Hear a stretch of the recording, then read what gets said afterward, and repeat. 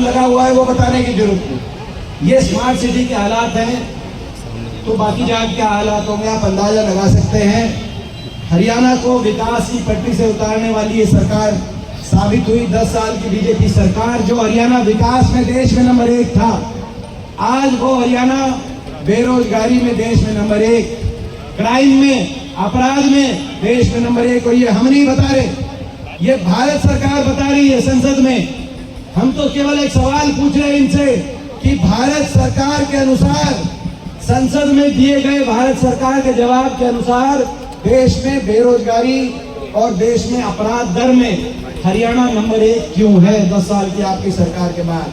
आज वो हरियाणा बेरोजगारी में, महंगाई में, नशे में पंजाब से आगे पहुंच गया हरियाणा। आज देश में सबसे आगे पहुंचा दिया इस सरकार ने कानून व्यवस्था, अपराध में। और ऐसी स्थिति बनी, मैं आज आपको बताना चाहता हूं, जो परसों संसद में मैंने बात कही है, देश में कुछ प्रदेश ऐसे हैं जिनसे केंद्र सरकार टैक्स ज्यादा लेती है और प्रदेशों को कम राशि मुहैया कराती है। लेकिन सबसे कम 28 राज्यों में अगर सबसे कम राशि दी जा रही है किसी प्रदेश को, तो हरियाणा प्रदेश को 7 रुपए ले जा रहे हैं और मात्र 1 रुपया वापिस दिया जा रहा है। 7 रुपए केंद्र सरकार टैक्स में लेती है और 1 रुपया वापिस, और हरियाणा की सरकार आवाज भी नहीं उठा रही। देश में सबसे कम रेशियो है ये।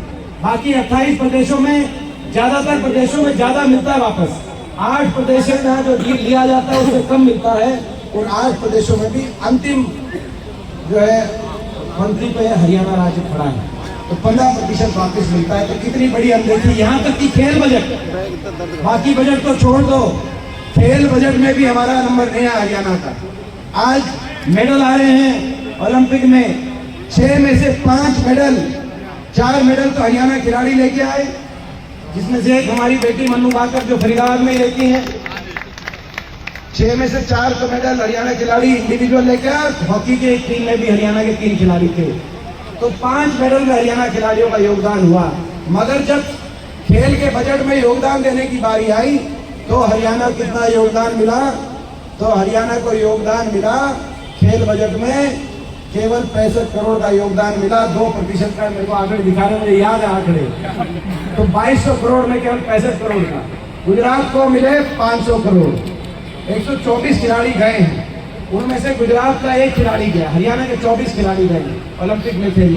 मैं नहीं कहता, मैं द्वेष नहीं, अकेले गुजरात में ओलंपिक कराएंगे, मेरे को गुजरात से द्वेष नहीं है।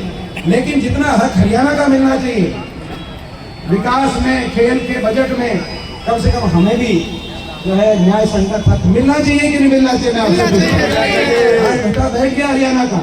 और आवाज उठाना भी, बीजेपी आवाज उठाना भी गुनाह हो गया, क्योंकि जब हमने हिसाब मांगा कि बीजेपी सरकार हिसाब दो, हरियाणा को हिसाब दो, 10 साल का भट्टा बिठाने का हिसाब दो, तो आपने देखा होगा बीजेपी वालों ने क्या कहा। केंद्र से बड़े बड़े मंत्री आए, केंद्र से बड़े बड़े मंत्री आए और कहा कि हम हिसाब नहीं देंगे।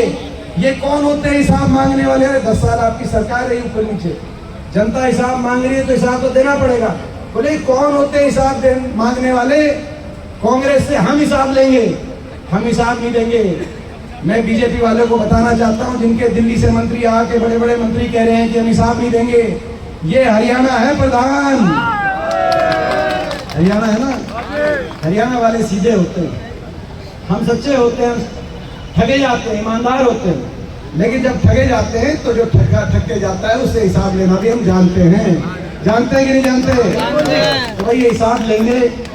ये लड़ाई हरियाणा के को विकास के रास्ते पे लाने की लड़ाई है। ये लड़ाई हरियाणा के भविष्य को बचाने की लड़ाई है। ये लड़ाई बाबा साहब के संविधान को बचाने की लड़ाई है।